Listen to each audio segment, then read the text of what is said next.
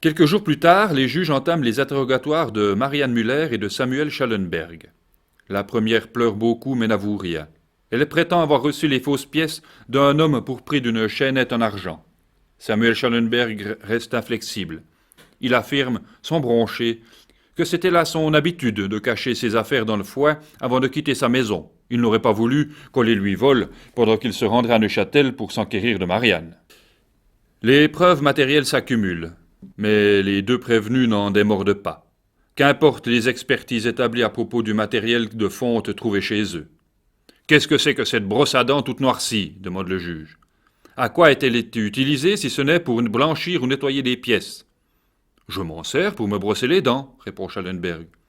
Ben voyons, elle n'aurait jamais pu être dans cet état. Ah, je me souviens, je les ai aussi utilisées pour nettoyer mes boucles de chaussures. Le tribunal est contraint d'enregistrer les réponses invraisemblables que Schallenberg leur fait. Il s'enferme dans le déni. Même après les aveux de Marianne, Samuel reste de marbre. Après 2 semaines d'interrogatoire stérile, le Conseil d'État demande au tribunal de soumettre Schallenberg à la territion. Il est donc amené dans la salle du tribunal. En sus des membres du tribunal, le prévenu remarque la présence du bourreau. Le maître des hautes œuvres s'empare du détenu, le déshabille et lui lie fermement les jambes. Pendant qu'on lui attache les mains dans le dos, le juge l'exhorte à rendre gloire à Dieu et à la vérité.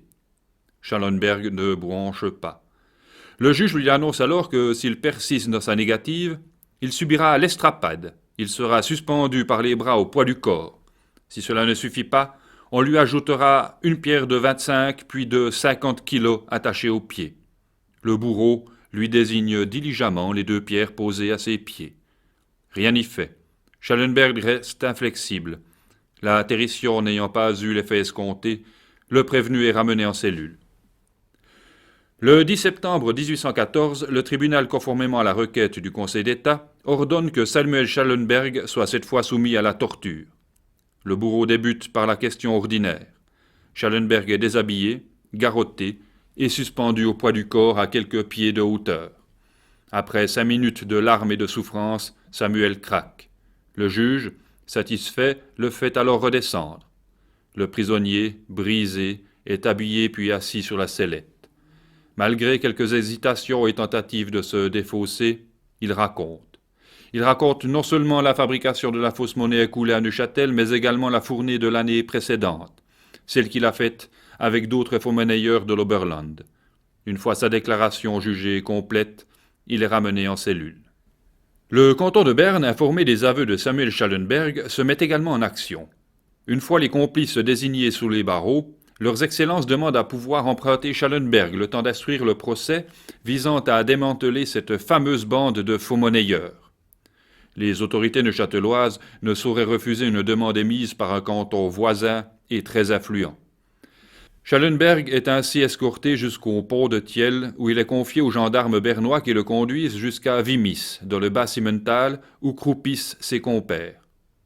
La nuit du 3 novembre est la date retenue pour l'évasion de Schallenberg et de son codétenu.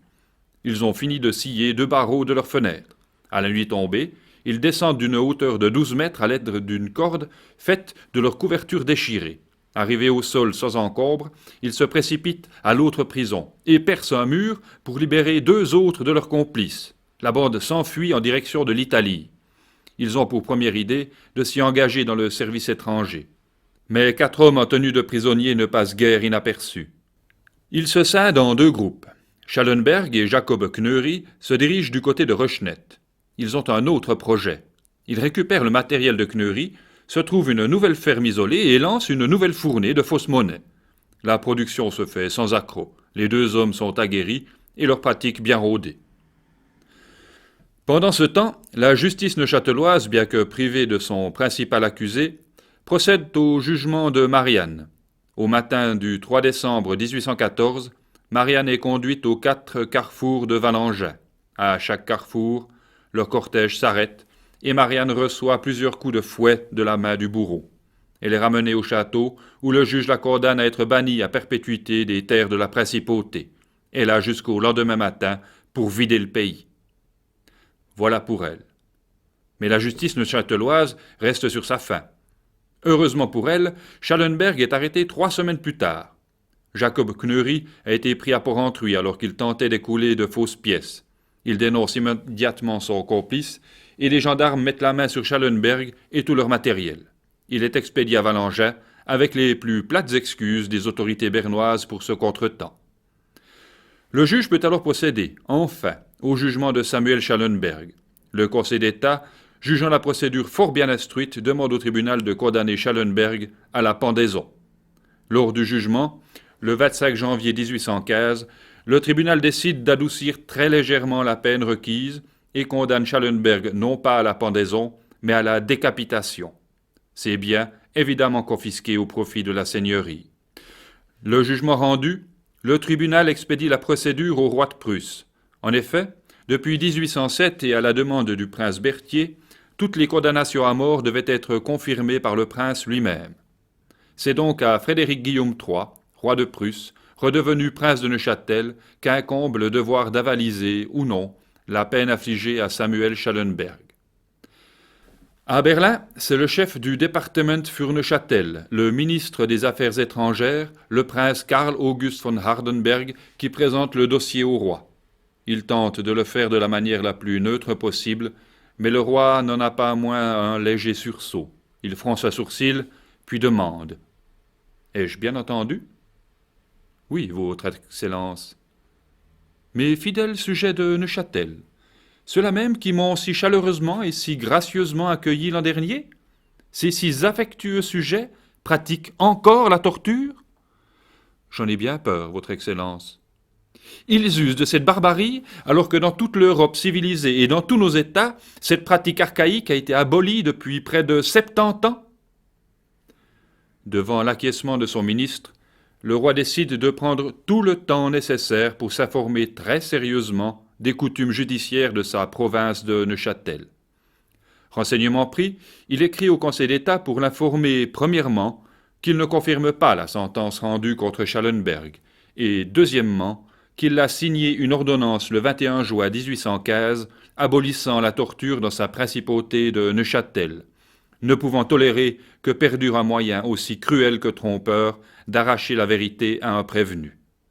De mauvaise grâce, le gouvernement neuchâtelois prend acte de la décision de son prince, mais s'oppose à toute autre forme d'interférence du seigneur dans leurs pratiques juridiques, ceci en conformité avec la charte de 1707 qui scellait l'accession des rois de Prusse au trône de Neuchâtel. Il n'en demeure pas moins qu'on n'est toujours pas fixé sur le sort de Samuel Schallenberg. Celui-ci attend donc le verdict final dans les prisons de Valangin, des prisons qui ne sont guère propices à l'exécution de longues peines, surtout en hiver où les cellules sont humides et froides. En décembre 1815, l'avis du roi est enfin transmis aux autorités neuchâteloises. La peine de Samuel Schallenberg est commuée en 10 ans de prison et un bannissement perpétuel. À cela s'ajoute l'interdiction pour lui d'arborer l'honneur national, c'est-à-dire la cocarde prussienne. Ainsi, Samuel Schallenberg attend-il qu'on lui trouve un pénitencier digne de ce nom où il pourra finir de purger sa peine. Les mois passent, mais il ne semble toujours pas devoir quitter Valangin. Le concierge du château, Pierre-Henri Jacot, tente tant bien que mal d'aménager convenablement le séjour de son principal prisonnier. Il lui trouve la cellule la moins humide, n'hésite pas à la chauffer du mieux qu'il peut. La relation entre le prisonnier et son geôlier, ainsi que sa famille, est cordiale. Jacot laisse régulièrement Schallenberg et d'autres prisonniers s'installer à sa table pour parler, manger ou boire du vin. Un soir d'avril 1816, le concierge et sa fille rentrent au château déjà passablement ivres, tous les deux. Le père s'installe à la cuisine avec Schallenberg et un autre détenu. Ils y boivent encore plusieurs bouteilles de vin. Aux alentours des 11 heures du soir, le geôlier, complètement ivre, part se coucher, laissant Schallenberg seul dans la cuisine. Celui-ci se lève et retourne dans sa cellule. Il prend ses affaires, rédige un mot, puis sort tranquillement du château endormi par la grande porte. Le lendemain matin, Pierre-Henri Jacot est réveillé sans ménagement par sa femme. Elle lui annonce, paniqué, que leur prisonnier a disparu. Jacot tente péniblement de rassembler ses esprits encore embrumés d'alcool. Arrivé sur place, le constat est implacable, la cellule est vide. Pas de précipitation. Il se donne le temps de réfléchir, puis, avec l'aide de sa fille et de sa femme, il maquille l'évasion de Schallenberg. Il noue des draps, force la serrure, lime un barreau. Une fois le décor jugé satisfaisant, il annonce l'évasion à ses supérieurs. La délégation de justice découvre la piètre mise en scène et trouve un mot écrit de la main de Schallenberg. Il a pris la peine d'excuser son geôlier, affirmant que son évasion a été facilitée par une personne de l'extérieur. Jacquot et sa famille ne seraient coupables d'aucun manquement à leur devoir. La justice n'est à nouveau pas dupe. Le concierge est destitué sur le champ. Le cachot de Schallenberg recèle une autre lettre qui était cette fois adressée à son frère. Le contenu en est pour le moins obscur. Schallenberg s'y inquiète du manque d'argent de son frère le lundi et le vendredi. « Si tu veux faire quelque chose ces jours-là, poursuit-il, il faut rendre content et apprivoiser l'homme jaune. Cet homme est bon le dimanche, le lundi et vendredi, où il va également au cabaret. Ensuite, si tu ne peux pas réunir les gens en colère que tu auras apaisés avec la femme blanche et rouge et avec l'homme gris, il n'y aura tout de même rien de fait. » Repris en 1819, Samuel Schallenberg ne donnera guère d'explications sur cette mystérieuse lettre. Pressé de l'incarcérer ailleurs qu'à Valangin, les autorités sont toutes occupées à lui trouver un pénitencier apte à maîtriser ce prisonnier si difficile à contenir. Finalement, Samuel Schallenberg est transféré dans la forteresse de Trèves en octobre 1819. La justice neuchâteloise est cette fois soulagée de s'être débarrassée de ce criminel qui lui aura décidément causé bien des tourments.